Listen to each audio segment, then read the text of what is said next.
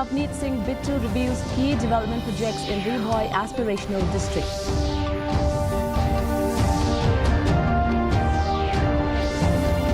Meghalaya BJP organizes workshop on the Waqf Amendment Bill to dispel misinformation surrounding it.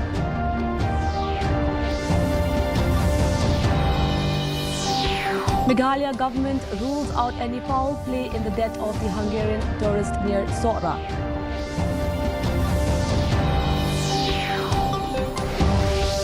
And state government cautions pressure groups from taking law into their hands, pitches for dialogue. The news in detail.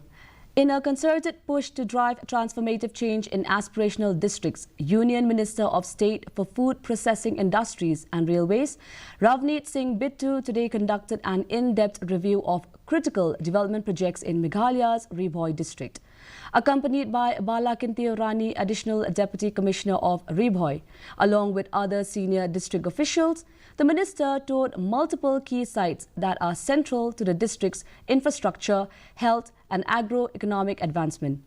Bittu reaffirmed the centre's focus on inclusive development, stating that the projects reviewed aligned closely with the goals of the Government of India's Aspirational Districts programme.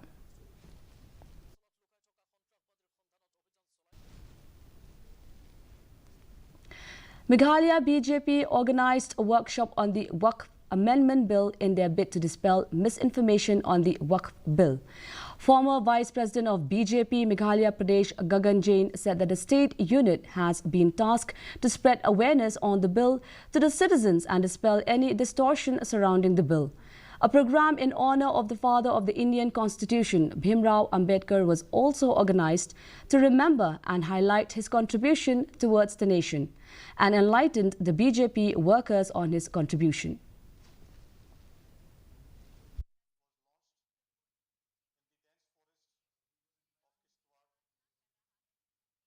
Told that we have to take the truth about the Waqf Amendment Act and dispel all the misinformation that the opposition is carrying out on this important act, and how the northeast, the tribal areas, have been left outside the purview of the Waqf.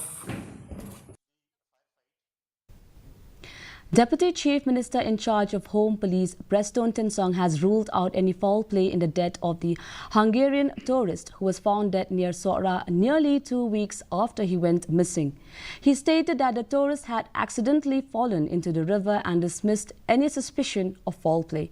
The Deputy Chief Minister highlighted the dangers posed by Meghalaya's rivers, especially in hilly regions, and reiterated repeated advisories issued to tourists to exercise caution when visiting or trekking near riverbanks. He stressed that the state's water bodies in hilly terrains are vastly different from those in the plains, making them particularly risky for unaccompanied or uninformed visitors. The body of the missing tourist Puskas Zolt was recovered on Thursday afternoon. He was missing since March 29th. There was no such foul play at all. Let me just tell you. In fact, very unfortunate, he had an accident in that trip. From time to time, we used to request the tourists coming down to Meghalaya, not only that Sora side, but anywhere they go. Because see, the river here in Meghalaya is very challenging. You can't treat the water of plain belt and the hilly area. It's totally different. So therefore, we used to request them that you have to be very careful while swimming and then even while touring to the riverbed. The state government has warned pressure groups not to take the law into their own hands. Cautioning pressure groups, Deputy Chief Minister in charge Home Police Preston Tinsong said the pressure group or anybody should be guided by prescribed norms of the law. According to him, while discussions are welcome, getting into unlawful activities to protest is unwarranted. His statement comes following last week's incident in Negrims, where the HYC had attempted to forcibly shut down the director's administrative block over the issue of recruitment of nurses. Yes, there may be some kind of discussion or meeting with different agencies. I mean, we welcome that, but at the same time, you cannot just take the law in your hand. Be it a pressure group or be it anybody. I would appeal, I would request to everyone that we should, whatever we do, it should be guided, prescribed norms of the law. The state government on Saturday clarified that April 14th is a restricted holiday and not a general holiday as claimed by a fake news item being circulated in social media. The government notification stated that Meghalaya has not declared a holiday on the 14th of April 2025. It is a restricted holiday and remains so.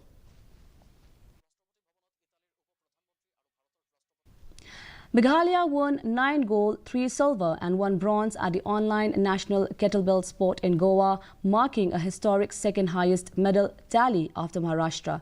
The team's coach Sandeep Sharma has also qualified for the Kettlebell World Championship in Italy. Congratulations to the team for their spectacular performance. Sharing the news, Chief Minister Conrad K. Sangma took to social media congratulating the winners.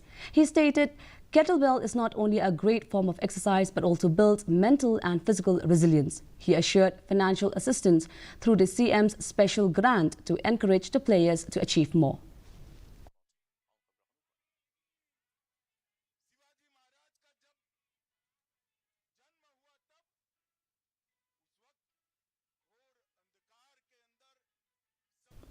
Hanuman Jayanti was celebrated in various parts of the state. In Shillong, temples were decorated and processions were taken out at many places in the city and other religious programs were organized. The procession was taken out from the Hanuman temple located in Garikhana of the city.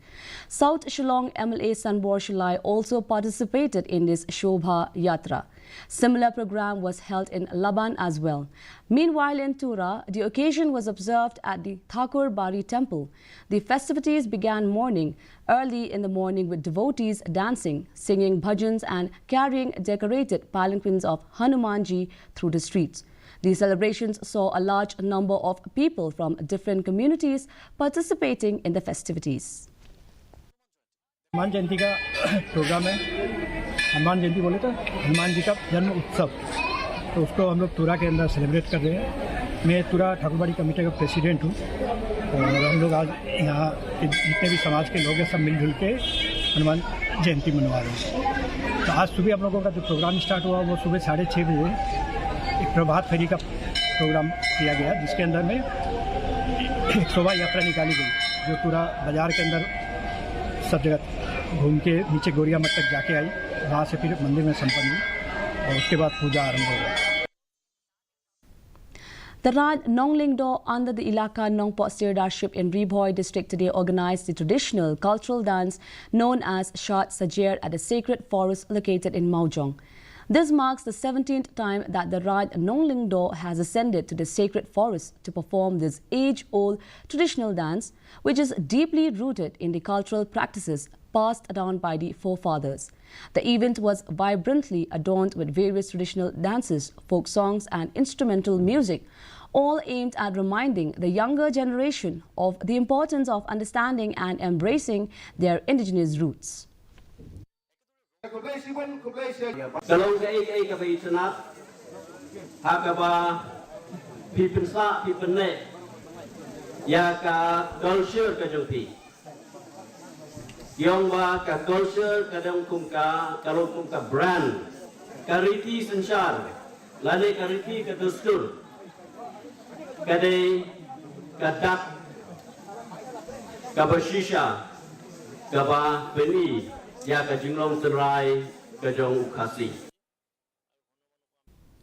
Ribhoi District Weightlifting Association, in collaboration with the Meghalaya Weightlifting Association and Sport Talent Private Limited, today inaugurated the Meghalaya Invitation Weightlifting Tournament, a state-level event aimed at promoting weightlifting among youth. The tournament, held at the indoor hall in Linkdat, has drawn participation from numerous young male and female athletes representing various districts of Meghalaya. This two-day tournament, set to conclude tomorrow, began with a coaching and training session for the participants. The session was conducted by renowned Australian weightlifter Robert Cabas.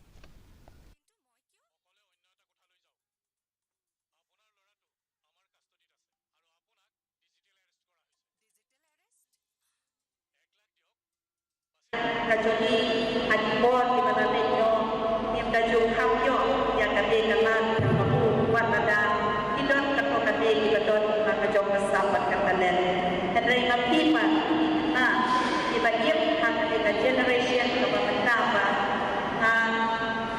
ngayskam patapong ng kamu kalan na pagta kasam kajoli yang ba kinma magsaya ka na mga kadon kade kalan yang ba pilpeti dengan kajong kasam katalen kapamati idon. The play on inter-school sports meet is currently underway in Tura with 9 schools participating in various events. The inter-school sports meet began on April 4th with the football qualifiers at Don Bosco High Secondary School. The matches will go on for the whole month and is secluded every Friday and Saturday.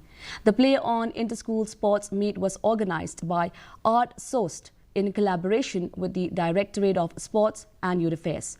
The second week of the inter-school sports meet saw an exciting matches like finale of track and field. Also tug of war, high jump, long jump, 100-meter race, 400-meter race and relay race. The meet aims to nurture young athletes and promote sports at the school level. Esports, basketball and football semi-finals will be played in the upcoming days.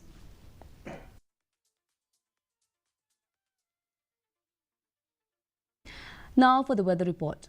First, let us take a look at the weather report in Tura. The minimum temperature was recorded at 22 degrees Celsius and maximum temperature 32 degrees Celsius. The relative humidity is 42%.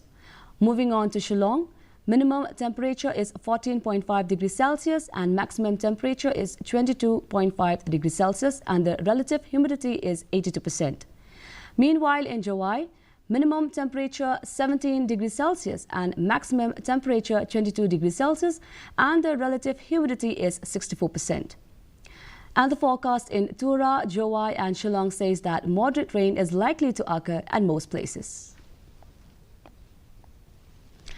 And before we wind up, here are the headlines once again.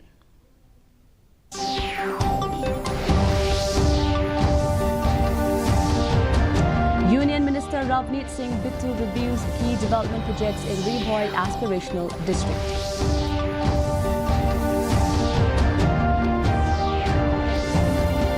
Meghalaya BJP organizes a workshop on the Waqf Amendment Bill to dispel misinformation surrounding it.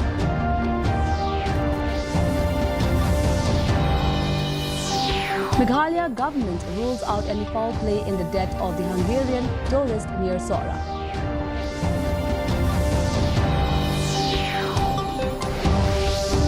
And state government cautions pressure groups from taking law into their hands, pitches for dialogue.